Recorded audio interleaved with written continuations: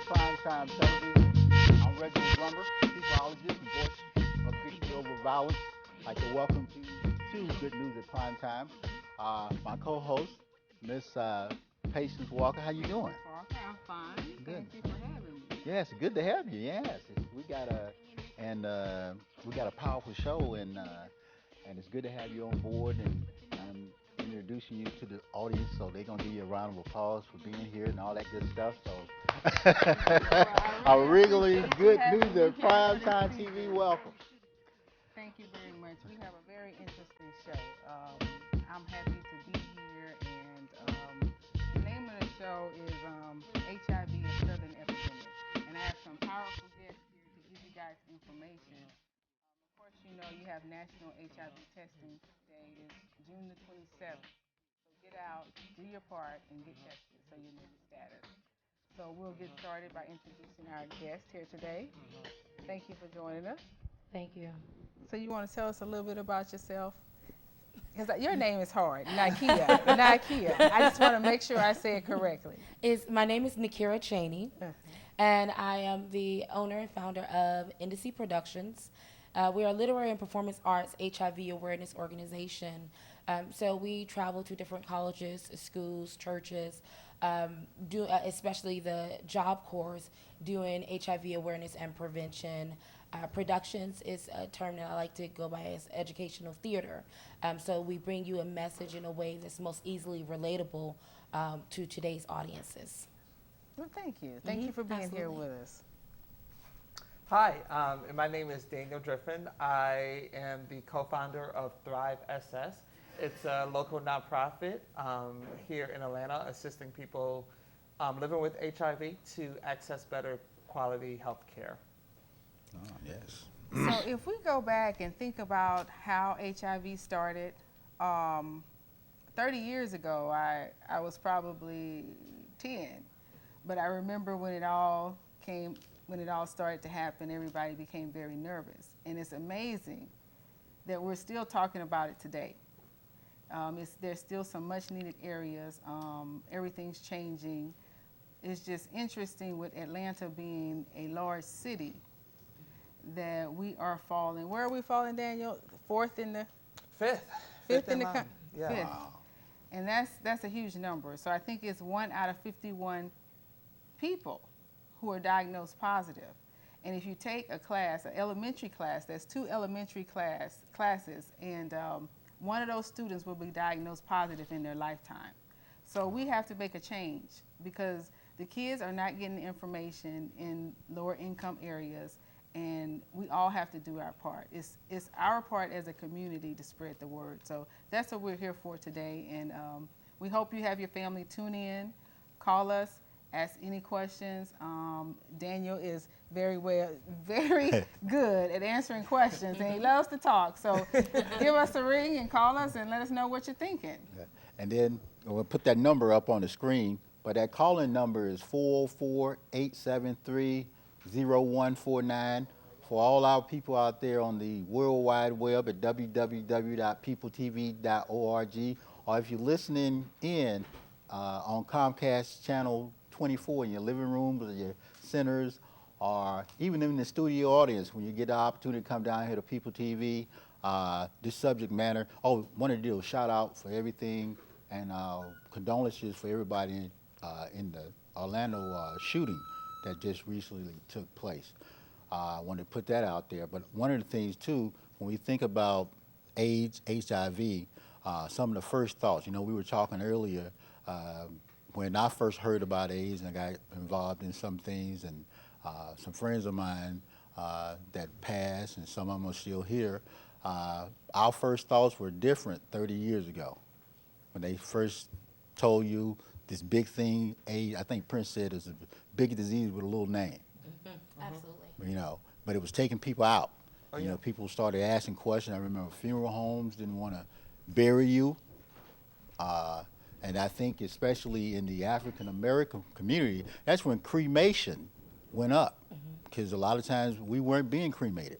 Well, when HIV came on board, a lot of the funeral homes and services, the hospitals, because they didn't know, that was their first thought. They didn't know how to handle it. and people were being just broke away from their families and all that type stuff. So where have you seen the progress, so far? Yeah, thus so far? I definitely think we have to set the stage with, again, the city of Atlanta ranks number 5 in the nation. A city of 1 million plus people ranks number 5. Just this month, June 5th, 1981 was the first actually known cases of AIDS amongst. We have a phone call Oh, Oh, already. yes, hold that A thought. phone call already. Welcome to Good News at Primetime, caller. Introduce yourself and give us your question. Thank you. Hello, my name is Eugene Smith, and I have a question about this AIDS thing. It seems like all of a sudden there's this HIV and AIDS push. Tell me, could that be because of the political rise of the homosexual community? That's a really good question, Eugene, and thank you very much for calling in. My pleasure. One of the reasons, again, my name is Nakira, and one of the reasons that I would say it's one, lack of education is one of the main reasons why we're having this conversation today, is because of instances where people think that AIDS is about politics, HIV is about politics, it's about homosexual lifestyles. When you start to get down to the true statistics and look at how HIV is being spread, it's being spread amongst those that are least protecting themselves. So it's not necessarily about the race or the political race that we're in, but it is an epidemic. We're having to have this conversation is because it has grown to the proportion where you're looking at statistics such as 1 in 51. You're looking at statistics where they're saying in a lifetime, 1 in 34 or 1 in 18 is going to end up with this disease. So we're having to have this conversation, because if we don't have this conversation now, you're going to have it when you're at the doctor being given an HIV positive diagnosis. And I would add on, I think we automatically go to the 1 in 51 and the 1 in 18. However, let me make it real for everyone in the city of Atlanta. Mm-hmm. So the HIV lifetime expectancy for a young black gay man is 1 in 2. Yeah. Mm-hmm. And when you say 1 in 2, what do you mean? So that means if you have 2 black gay men sitting in front of you, one of them will be HIV positive in their lifetime. That's what that means. Okay. Wow. And it's 1 in 2 as a result of, like we were saying, lack of education, lack of access to care, lack of places to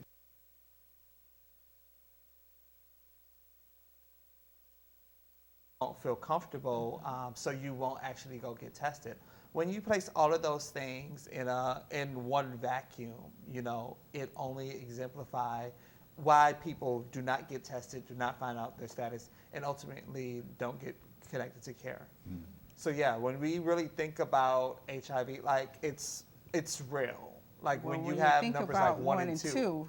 Yes. That blew my mind. Yeah. I mean, it blew me away. And my goodness. Yeah. Yeah. It just hit me right here. Because that's why I had to ask you. I said, when you broke it down like that, it becomes real to a person. Correct.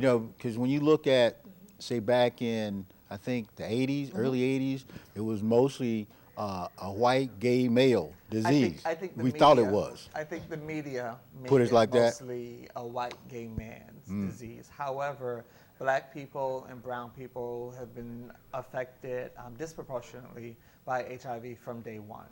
I think a couple of years ago, we started seeing all of these movies around like survival of a plague and how to survive the plague, really capturing the ideas of the ACT UP movement. Okay. Those stories oftentimes lack the narratives of black and brown people. So truly, like the work that you're doing in theater, we have to really set ourselves in places like that. The only way we'll get our stories out there is if we're writing them ourselves. Absolutely. Yeah. And I had a question. We wrote a couple questions down. Well, one of those questions was, especially in the African American community, religion played a critical piece in either putting people in a position where they felt uncomfortable. Because I had friends, and you know, if they said the A word, you know, pastors back then were just kicking them out the church. So they didn't have any support groups. They didn't have, you know, a lot of these things like what you guys doing now, the awareness and things like that, they weren't around. The families didn't know how to deal with them, and the community didn't know how to deal with them, and then society as a whole didn't know how to deal with them. Well, that's why we have to get the word out about programs like hers and Yes. programs like his, so that he can go into people's churches, but the churches have to welcome programs such as theirs. Yeah, we actually just had a health fair with the Mount Calgary Baptist Church over off of Fairburn Road. And We have a phone call. oh, Got a call? We Okay. have a phone call. Go ahead, caller. Welcome to Good News at Prime Time. Are you still there? Go ahead. Great. Hello. Hi. Hello. Yes, go ahead, caller. Oh, yes, I'm calling to find out why is HIV medicine and research so expensive?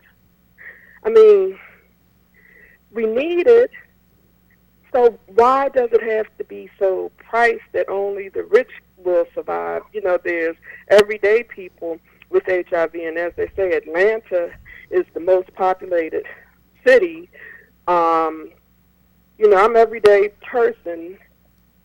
So why is it so hard for us? yeah. So great question, caller, and thank you for that. When we think about, you know, drug costs, I definitely think drug costs is exorbitant in the United States of America. But often, in many places, the federal government provides really low to no cost health care for people living with HIV. And that comes in the form of the Ryan White Care Act. So literally, any health department just about in the nation, a person living with HIV can access life-saving drugs at little to no cost. Here in Fulton County, we receive more than $35 million of funding from the federal government for Care Act services. And this is ensuring people living with HIV get connected to care, and also wraparound services like dental, mental health, and even transportation costs. Truly, you know, if you know someone living with HIV in Fulton County, Cobb County, DeKalb County, and they cannot access if they cannot access medical care, we truly can find some place for them to go to receive free and no cost health care. Being that once a person gets connected to care and they become virally suppressed or undetectable, it's 96% more likely that they will not, and again, they will not transmit HIV to other partners. So truly, if you know people living with HIV and who aren't connected to care, I'll have my contact information up at the end of the show. But feel free to contact me, and we definitely can get them connected to individuals, to organizations, so they can receive those healthcare services that are out there for them.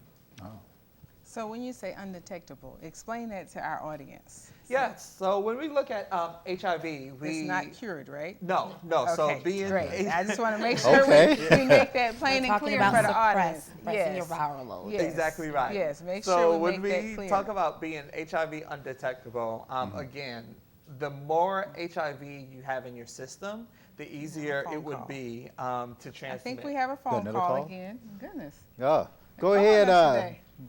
caller. Welcome to Good News at Prime Time. Hello, everyone.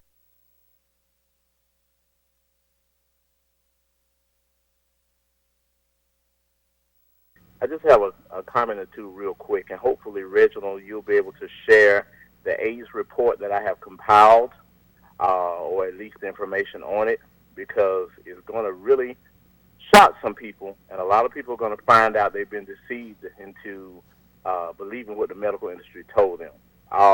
As a former detective, my investigative skills are a lot stronger than the average consumer or the average individual. So I tend to spot, identify, and thus expose things that the average person may not catch. And the AIDS report that we've compiled is called the AIDS report, which Reginald has information on, what they are not telling you and why. It's going to tell you that there are cures, and I mean cures, not treatment. It's going to tell you that there are cures for AIDS. It's going to tell you about the first man to be cured of AIDS. His name is Timothy Ray Brown. He was in Washington, D.C. It's going to tell you about the French girl who was cured of AIDS. And I'm not just talking about theory. You're going to actually, if you get the report, then all you have to do as well to get the report is to email us. But if you get the report, you're going to hear from, because it's written and video, you're going to hear from doctors, like the first doctor to diagnose AIDS, and it was called GRID. It wasn't called AIDS. That was Michael Gottlieb. You're going to hear from the chief of the STD division, or formerly chief of the STD division of the CDC. You're going to hear from Nobel laureate chemists and molecular biologists. So this is not just something somebody popped up on the internet. You're going to hear the theories, some of the theories in reference to the monkeys and how the people got it in Africa from the monkeys debunked. You're going to hear about lawsuits that were filed against the government because people discovered that actually they did create a biological warfare germ. And most importantly, you're going to see the documents where they appropriated funds to actually develop a biological warfare germ. So everything from MDs to molecular biologists to biochemists to Nobel Prize laureates to Vanderbilt University and Brigham Young and pharmaceutical companies.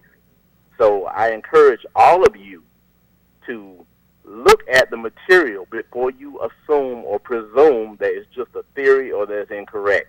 I know I don't have a lot of time now to talk about that, but, you know, if you get the report, to get it, all you have to do is email us, brainstormonline@yahoo.com. And that's one word, brainstormonline@yahoo.com.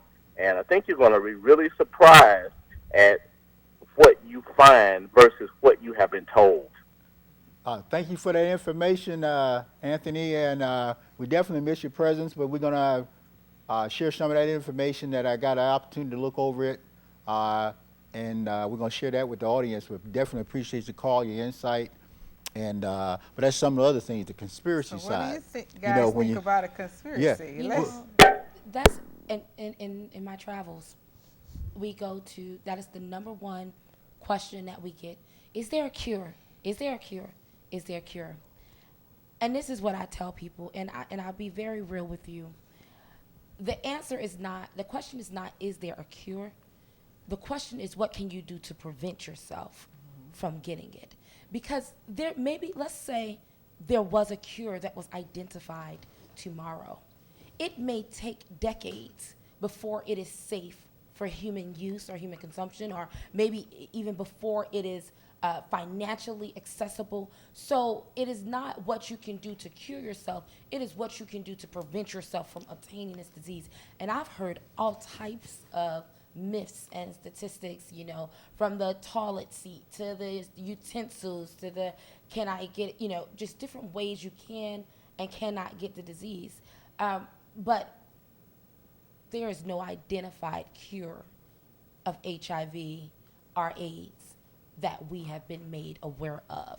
And I would advise you to really not to focus on if there is, but to focus on what you can do to prevent it from happening. And for those people that are HIV positive, and maybe you're HIV positive, or maybe you have transitioned to AIDS, here's the thing.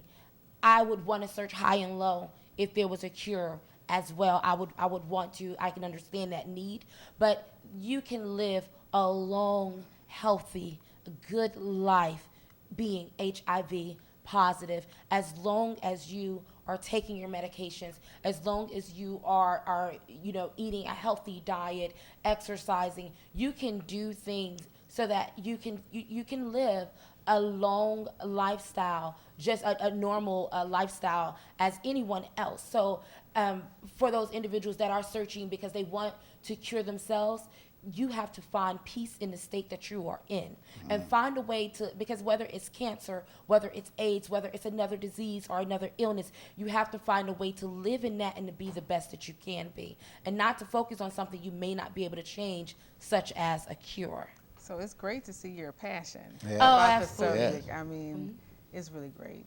Hopefully, we can get the information out because Got Yes. the audience with a. Going back to something that you alluded to, you stated that for every 2 gay men, one out of there will have contracted AIDS through their. That's kind of frightening. HIV. HIV. You know, one will have contracted HIV through their relationship. When I think of that, it's like you're saying that one of these 2 guys will have a multiple of relationships. And even with the concept that the idea of AIDS going on, AIDS and the transmission of AIDS by individuals, what does this information come from? So yeah, so the specific study that I'm speaking of was released earlier this year from the Centers for Disease Control and Prevention, CDC, here in Atlanta. And the study, actually, again, we're looking at lifetime expectancies for groups of people. So they looked at all of the testing numbers between 2006 go 2014, I believe it was. And the report showed that based on if things do not change, okay, meaning like if testing isn't increased, if health access really isn't increased, if people living with HIV are not in care, if things left unchanged, a black gay man will have the lifetime expectancy of 1 in 2 of contracting HIV in their life. Okay. The reason I asked that particular question is based on the fact that you have a lot of black men, quote, on the down low, and you have a lot of black men who are married and in relationships who are gay. So my question is that that particular speculation based on their research is kind of frightening in the sense that that information is not being fed back to the community, to a community where people who are in like churches, social services, and all that stuff. So the question is, why is this information not being put out? well, in general, go ahead. Well, go In ahead. general, I think people should protect themselves in general. So whether they're sleeping with a bisexual man or a straight man, you should always consider your own safety first. I mean, I think that's the general principle. But before we move on, let me say this, okay? So I firmly believe that's not the case, okay? And I would say that being that millions and millions of prevention dollars have been funded to really discover or unearth these so-called down low men. So when we look at HIV transmission, down low men do not transmit HIV to African American women through heterosexual contact. Again, like we've had a very long period of rhetoric saying that, African American women are the highest risk group. No, the highest risk group in the United States of America, in many of the communities that we, talk about within prevention studies, are young black gay men between the ages of 13 through 29. Specifically here in the city of Atlanta, if someone is to come back HIV positive, 3 out of 4 times, it's a young black gay man. In the state of Georgia, it's about 2/3 the case, So and that is because due to the fact that, it's not having random and reckless sex, but it's actually the systems that we live in. So the fact that individuals cannot access health care in a state like Georgia goes to increased numbers. The fact that you really can't get tested anywhere outside of the city of Atlanta or your county health department is another reason. In addition to racism, stigma, and homophobia. Yeah. Homophobia. We are less than. Well, you got the slide. I think we didn't get an opportunity. Okay. Hold that thought for a second. Hold that thought for 1 second. Let him. My last thing, I did 4 papers on AIDS, okay? Because my first cousin one of my first cousins died from AIDS. Yeah. And my second first cousin, she's gay. Okay? And so I did about maybe four papers on AIDS. All right? And the reason I'm asking these questions, this research seems to be relatively new. Oh, yeah.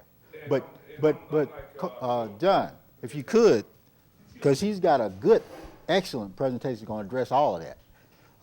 And Daniel came totally prepared. Yes, and we when you certainly we want to appreciate go through Daniel. that, because even when we talked about the preventative type treatments, whether it's a cure, and thank you for your comment, but go through that part where you broke down the demographics, where you broke down all those things that contribute to people not knowing, with their head in the sand, not knowing it's a 50% chance if you're a young black male and your daughter is dealing with a young black male, her chances of getting affected gets increased.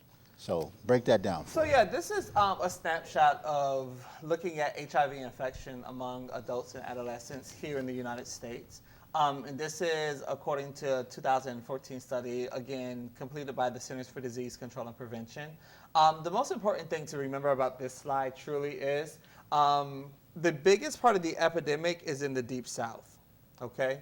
So states like Georgia, the one that we live in, states like Mississippi, Louisiana, Texas, South Carolina, and Florida are truly the heart of the epidemic, okay? Jumping, again, just more about HIV. Like we've already alluded to, HIV is not transmitted due to reckless people having sex. HIV is truly transmitted due to the isms that we face in life. So poverty, racism, the fact that individuals go in and out of the incarceration system leads to higher numbers. And if we were to have a conversation about healthcare, the fact that we live in a state where Medicaid expansion is not on books yet, that is the biggest hindrance. So like if you are voting anytime this year, make sure you vote for individuals who are beginning to have the conversation about Medicaid expansion, being that more than 400,000 people living in Georgia will instantly receive healthcare access. And many of those people living with HIV will qualify for Medicaid expansion. Wow. Here in Georgia, again, more than 55,000 people are living with HIV or AIDS, and it's been one of the top five causes of death for African Americans for a while now here at home. You had a question, Preston? Yeah, so if we bring it on a local level in this area, tell us. Thank you. Tell us We're ahead of that. So again, the area code locally. so people can get a visual for yeah. where they are. Yeah, so you actually can visit AIDSView, that's AIDSVU.org. You can punch in your zip code, and it pops up really great information. But here on this slide, the most important thing is, again, the darker the color the area is, the more HIV. So when we look at these areas right in here, that's a bad color. When we look at these areas right in here, those are our inner city zip codes. So your 30308, your 30314, your 30311, your 18, and definitely your 30344, which would be like the East Point area. Those are high impact zip codes. And around the colleges. Yeah. Yes. Yeah, so Morehouse and the all of AUC those. Center sits in 11, 10, and 14. Those are high areas. So they were speaking, there was an outbreak at Morehouse. Is that true? Or I've heard rumors that there's a large number of students and they're trying to make it mandatory as far as their health assessment goes, that they get an HIV test. So I would definitely say there are a large number of male students in the AUC. Again, looking at the HIV demographics here in the city, 3 out of 4 people who test HIV positive would be males or would be a male in this city. So that's just thinking about logic, Yes. it would Okay. make sense. But again, we have to have the conversation not just about HIV, but also sexually transmitted infections. Because if you have a sexually transmitted infection like chlamydia, gonorrhea, syphilis. Syphilis is a real disease in Atlanta, especially Really? among Now? young gay men. Yes.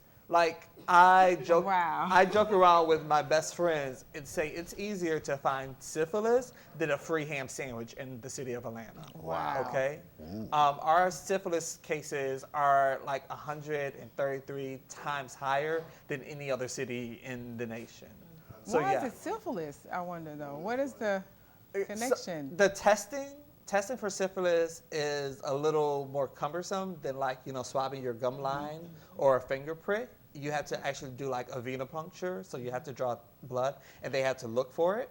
Oftentimes when we think about people saying, "Oh, I get tested for everything," they pulled blood. Oh. That doesn't mean you're getting tested for everything. So syphilis, you don't have symptoms. Syphilis usually until the later stages, Right. you won't have characteristics that you have syphilis. So again, the only way to know that you have syphilis is to truly ask for a syphilis screening from your physician or a medical provider. Now, the part, because when we talked earlier, we talked about first thoughts, all this stuff that people thought about, the conspiracy theories, all this stuff. Well, you bring it fast forward today. The generation of younger people are being affected at a greater rate, whether it's sexual transmitted disease. Back in the day, syphilis, gonorrhea, we thought that was done with penicillin. But now they got different strains popping up. And because people not getting tested and all those different things like people going to jail. The average person, if you got a bunch of teenagers going to jail, well, they don't have the experience in jail. They might not tell you, but when they come back, they're going to infect your little girls. Population. So I'm not gonna say that. Okay. So Am I wrong? What I Wait a had to minute. what I really want us to think about in this conversation, Okay. I don't leave you with anything else. We have to be mindful of the stigmatizing things that we say. Oh. So when we say, individuals go to jail and come out and infect your little girls, Right. well, they may be infecting girls, but they're definitely infecting boys Boys as well. also. And we're Okay. not going to have a conversation about HIV in the city of Atlanta without mentioning young black gay men. I won't do that. Okay. I'm sorry. Well, hold that thought. We got a caller. We got a caller. Caller. Yes, yes. Caller, go ahead. Welcome to Good News. Get ready for the But conversation. thank you very much. I'm engaged now, and my fiance has just told me that she was tested HIV positive, and she also told me about the things that she and I could possibly do sexually. She spoke of things like, of course, condoms, but she also spoke of things like, it's this thing called dental dam, and she also spoke of these things that we can do as a couple. I just don't feel very, very comfortable having to go through all of those keyholes. Help me out here so that I can understand and how I can use more empathy towards her, because I do love her. Right. Help me, please.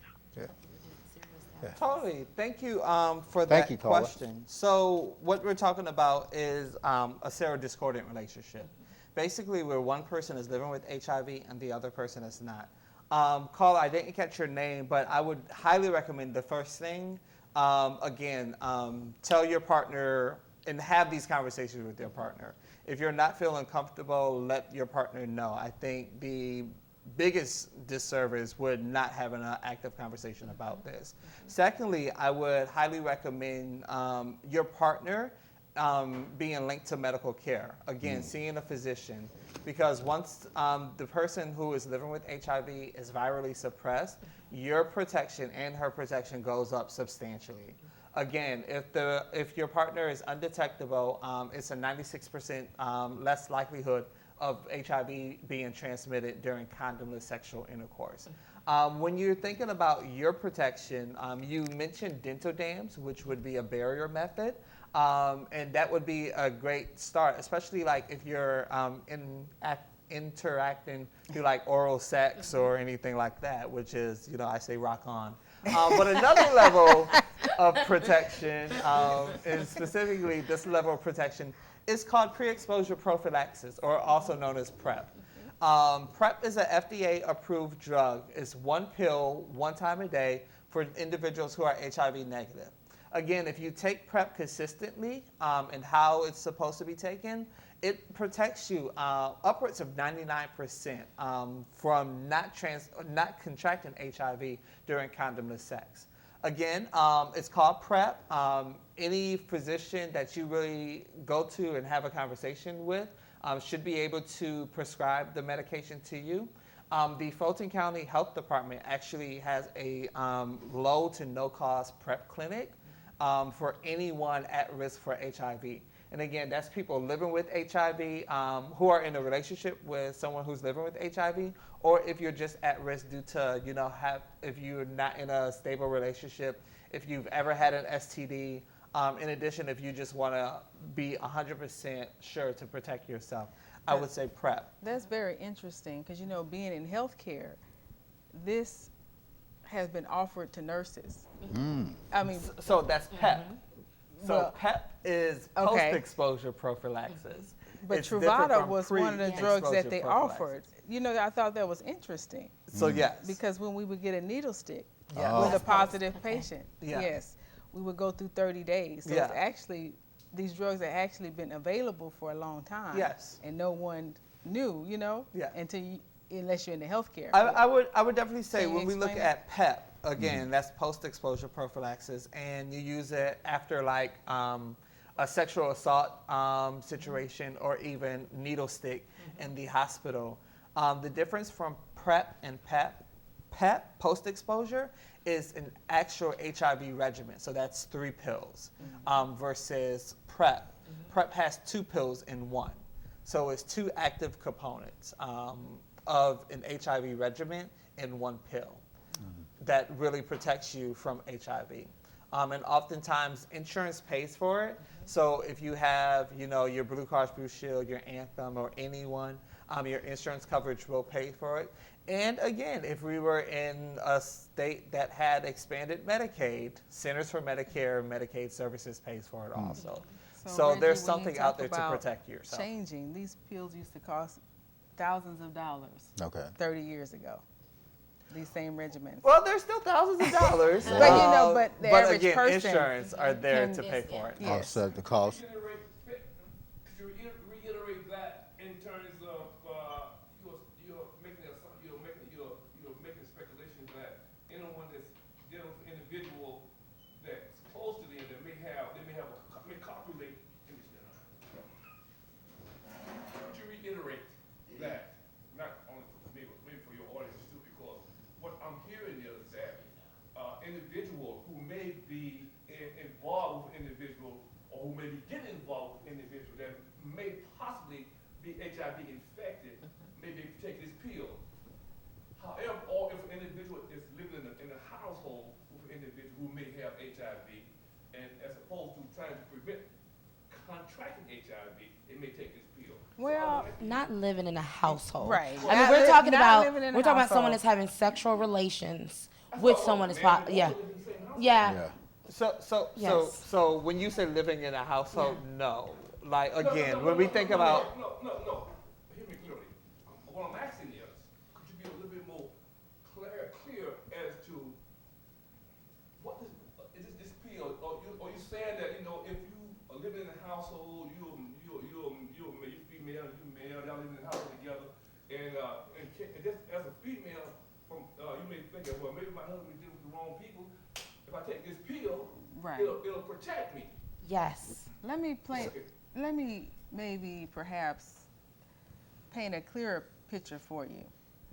If you're dating someone and you fall madly in love with the person and you we'll just say haven't yet had sex, and they tell you that they're positive, if you choose to continue the relationship with the person, there's options for you because you love this person. So I think that's pretty much a great way to look at it. I mean, if you've been married to your husband 30 years and he decides he's HIV positive or practicing risky behaviors and you want to protect yourself, that's an option for you.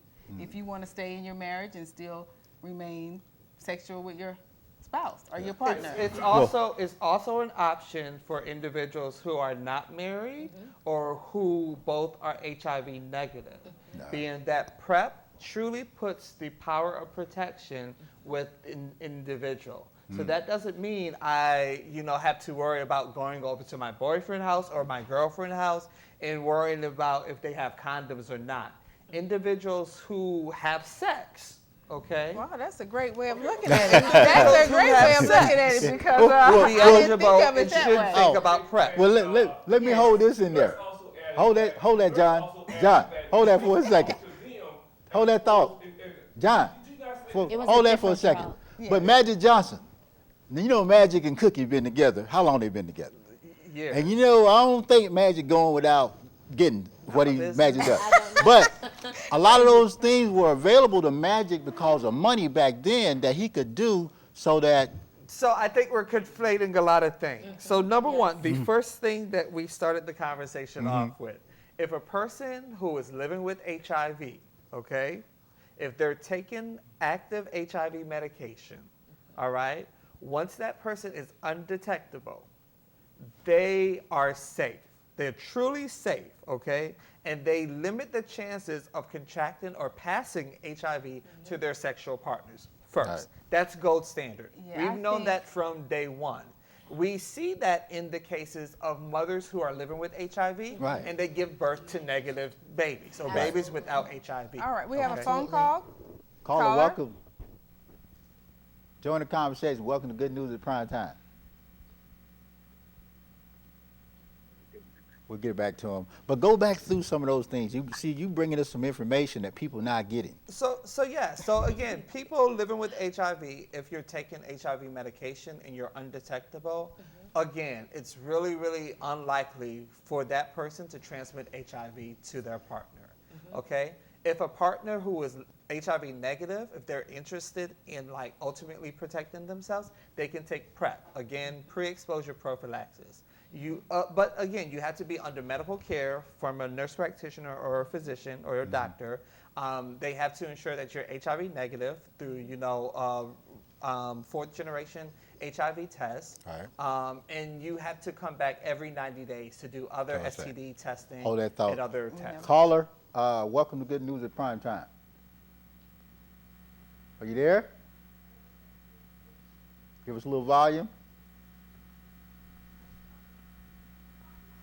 Okay, can't hear him. We'll finish up. Go through what you were doing.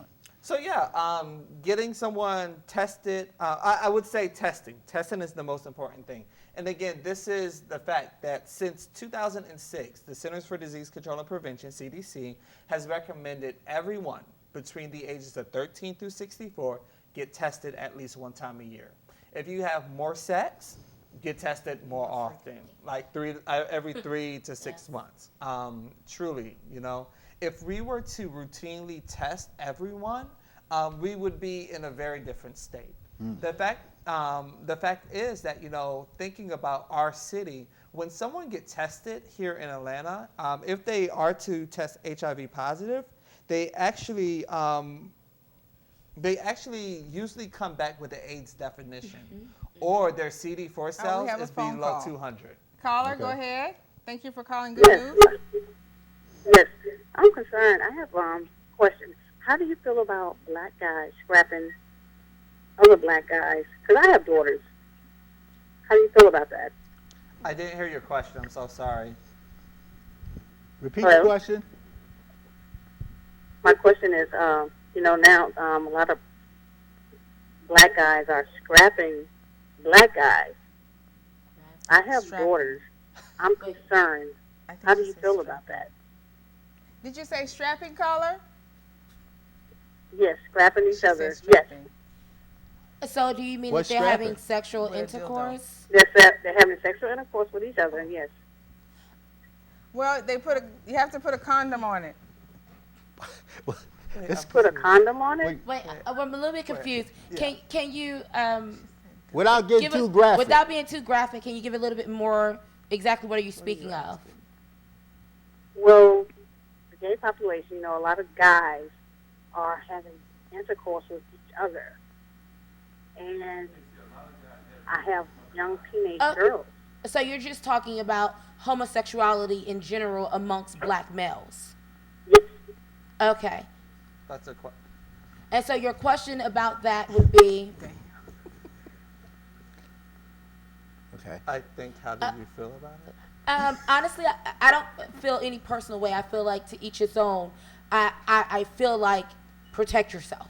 Whether you're a male having sex with a male, female to male, female to female, protect yourself. So many times people get so caught up on who's having sex. It doesn't matter who's having sex. How you're having sex is what's important. And by that meaning, protect yourself. That is what's most important. And I mean, Daniel was mentioning some really great things in talking about, well, let me give you a few things because I know we kept getting broke up. One, when he talks about 1 in 2 black gay males receiving an HIV positive diagnosis, remember he's not talking about everybody. That's one segment of all the people, because people go forward and say 1 out of 2 black men. Well, we're talking about 1 out of 2 black gay men. Another thing, Reginald, earlier you brought up, talking about individuals that come from in the penal system and they come home. Well, I've seen it across the board, and that happens more often than not, where you have men or boys that enter the penal system, the prison system, and then they come home. They have encounters while in jail, and they come home and they tell their unsuspecting partners. And I say unsuspecting partners, whether they're male, maybe they're females. They come home and they pass on that disease because they come home and they're not tested. And a lot of times, then the woman, she's not tested, and then she has children and they're not tested. And that brings me to my third point, and that is talking about our young generation that's coming up, because it's an important conversation that's being missed with the kids these days. You have to also talk with your children about HIV and about the spread of HIV, because your children are just like you were when you were children. They're going to explore, and so there's important conversations that's being missed with the kids. And there is a generation of children out there that don't know that they may be HIV positive because their mother or their parents have told them something else. So it's a lot of different things that we're missing when we're having these conversations. Okay. So Daniel, Yes. let's talk about where people can get tested locally. Yes. Let's go there, because that's very important for the Yes. watchers, the viewers. Yes. So can you They like that watch. So I watchers? think the easiest Let's place, go there. truth be told, the easiest place to find out where you can get HIV tested or even sexually transmitted disease testing is by going to www.hivtest.org. Again, that's www.hivtest.org. You can punch your zip code in the box in the upper left-hand corner, I believe it is, and it literally will break down where you can get tested in 1 mile, 3, 5, 10, 15, and so on. So for parents who are watching, let's offer them some advice for their children. They know their children are having sex. What advice would you give those parents that are watching? So, and I think that's an amazing conversation that we won't be able to talk about today. But I think parents, number one, should open the conversation up. How early do you think? So childhood sexual debut for black boys is 12.4 years of age. For black girls, it's about 12.8 years of age. What is the age? Is it 13? At 13 or 14, they can get tested themselves without their parents' permission. So really depending on where you live in the country, and a young adult or a youth can walk into the health department or a community-based organization and get tested without parent consent. And I bring that up because some kids have the fear of the unknown, of telling their parents, I need to go get tested, or I think I may need to get tested, because they're not ready to have that conversation with their parent. And I would say some kids, thinking about like LGBT homelessness, yes. many lesbian, gay, bisexual youth are homeless as a result of being gay, and they don't have the luxury of having a conversation with a parent about STDs or HIV.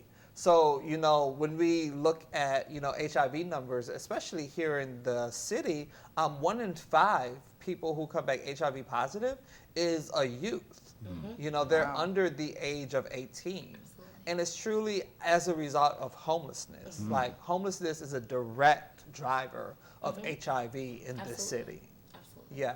Wow. So an individual can walk into the Fulton County Health Department right across the street from Grady Hospital. Many of the local hospitals now offer routine testing. So even if you just walk in to an emergency room, you will be HIV tested. In addition to numerous community organizations like NASM in the West End, like Positive Impact, Aid Atlanta, or even Absolute Care, all in the Midtown area. So let's talk about your organization. You have a great organization. You want to tell the people about Thrive and how? I would love to talk about yes, it. please, please. So again, Thrive SS, it stands for Transforming HIV Resentment into Victory Everlasting. We are offering support services to people living with HIV. Specifically, when we think about the largest population of people living with HIV, we think about Black gay men. So we offer support services like non-traditional support systems. We have a pretty big support group for gay men living with HIV in and around the area. Because again, once we really see that once a person get connected to medical care and become undetectable, their chances of transmitting HIV is decreased significantly. And also, if you pair, being undetectable with a support system like a friend, a brother, the family of choices that we often make, especially LGBT people make, you're healthier instantly. Health is bigger than just swallowing a pill or going to see a physician. Health truly is the conversation of everything, so it's being able to talk to my good girl right here about my HIV status. It's being able to talk about to my brother how I feel about, STDs and HIV. Being that it's a community approach. We will not solve it in silos. We have to have a community approach. So let's talk, give them some advice for someone who wants to tell their family and how their family should respond to their diagnosis of being HIV, because tell them the taboo is no longer there. You can't catch it off the toilet seat. You can eat off the same spoon. Yes, you cannot catch it sitting off the toilet seat. Mosquitoes do not transmit HIV. They don't? No. Zika, yes. West Nile, yes. Not HIV. And can we hug? And not a hug. You cannot catch HIV through a hug. So, if you find out that you're living with HIV at an ER or a health department, I truly would say the first steps is just having a conversation with yourself.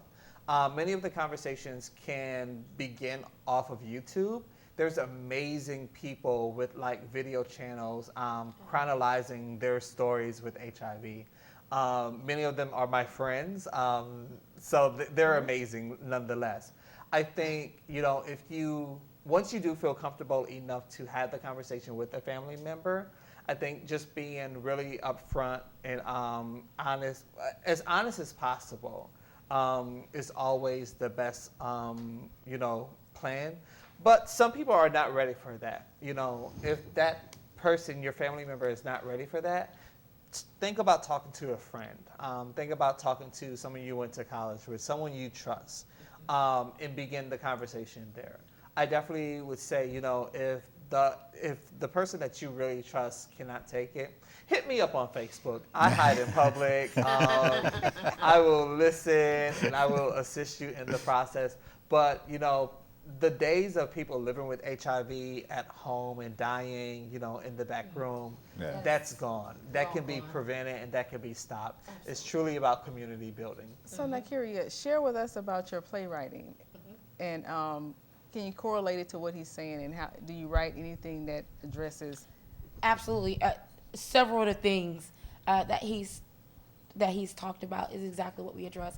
And one of the important pieces that we do tie the community in, because in the locations that we travel to, we always partner with the local organizations that's there. And we have the local organizations, they come out and they do whenever we do a play, we have them come out. They do free HIV testing on site. So we usually would do the free HIV testing before and after the show, and then their results are provided to them. And then in addition to that, after every show, we have a talk-back session because it's so much information that again, people come thinking that they're just coming to see a normal show. Because when I first started, I labeled it a HIV awareness production. And we looked out and we had maybe about 12 people in the audience. And then we just said it for what it was. It is theater. And that is how we began to have sold out crowds, and we consistently have had them. But you learn so much information because everything that I put into play, it came directly from like the CDC and AIDS.gov and getting information from real sources. And it put it in a way, people don't want to just go to workshops. You know, they want to be able to get the information in a way that is entertained. They like to be entertained, and they want it to be very relatable. So again, my website is nikirachaney.com, NYKIERIACHANEY.com. You can get all the information in there. And contact me as well, Daniel. I'm gonna contact you on Facebook. Yeah, absolutely. Feel free to. But I do want to, before I I also want to send my heartfelt condolences to everyone in Orlando. I want to let my Orlando family know that we are one big family. I send my heart to you. I am with you. We are all Orlando. Yes. Yes, we are. Yeah. Yes. That was a tragic thing. Yes, It was very yes. tragic. Goes, goes back to ignorance and people's first thoughts, all that type of stuff. But as we close out, just want everybody, you got a lot of good information. You got the opportunity. You go over to our Facebook page, Good News at Prime Time. The conversation still continuing. You put your Yes, Facebook. I web- hide in public. My name is Daniel. Oh, that's it. My name is Daniel Driffin. You can check us out on our website, www.thrive.com. But again, I hide in public. Okay. Google my name and it'll pop right up. All right. Well, thank you. Thank you guys for joining us today. Make sure you go out and get tested June the 27th. Yeah. Thank you guys. And when our last call to action is for all the men, Father's Day is coming up, we want every male to contact the males in your family. Have a conversation with them. You ain't have to have a conversation this type, but call them up. Go up to your uncles, your granddaddies, all these folk hiding under bridges. Go low, all your nephews, your cousins, all that. And that next show we're gonna be doing is gonna be on Dad's on Duty. So it's gonna be powerful. We're gonna bring the men out, bringing the men back out the closet. So it's gonna be good. With that being said, thank you. Thank It's you. powerful, great Thank you for having information. Yes, thank yes, you. yes. Audience, callers, everybody, yeah. Thank you very Yeah. much. But Thank you. Thank you. when you got another one of those coming up,